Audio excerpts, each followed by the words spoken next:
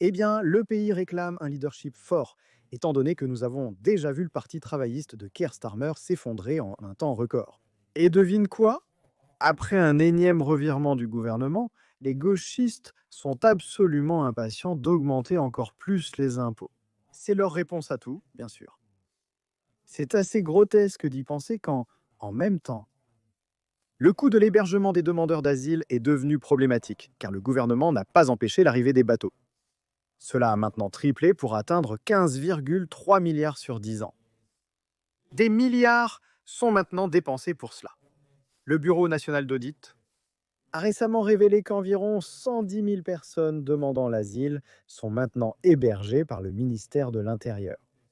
C'est une augmentation de 134% depuis 2019 et près de 40 000 personnes sont logées dans des hôtels.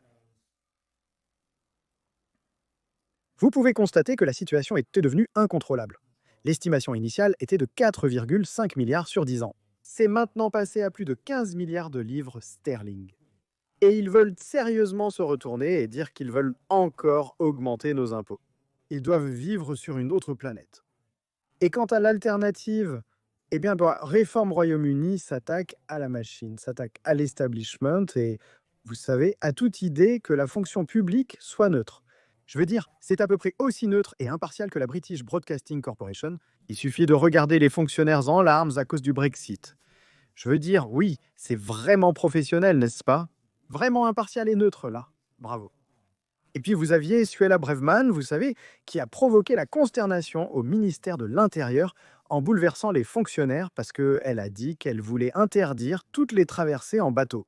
Je sais à quel point c'est choquant, vous avez même eu un autre briefing, et c'est drôle de voir comment ces fonctionnaires, soi-disant impartiaux et neutres, vont tous parler aux médias de gauche. Le Guardian rapporte ici une autre histoire selon laquelle le personnel du ministère de l'Intérieur serait préoccupé par l'interdiction de ces vauriens de Palestine Action. Selon un haut fonctionnaire du ministère de l'Intérieur qui a demandé à rester anonyme les inquiétudes concernant l'interdiction de Palestine. Action s'étendent jusqu'au sein même du département de la ministre de l'Intérieur. La pourriture est donc profondément enracinée. Et très clairement, je pense que ce dont nous avons besoin maintenant, c'est d'une fonction publique dirigée par des personnes nommées politiquement qui croient réellement au programme du gouvernement. Je pense que c'est une façon plus efficace de diriger le pays que d'avoir un gouvernement réformé avec des fonctionnaires qui, de tous bords, briefent la presse, essaient de saper le gouvernement et d'arrêter son programme. Cela ne peut continuer comme nous l'avons vu avec les réformes des conseils.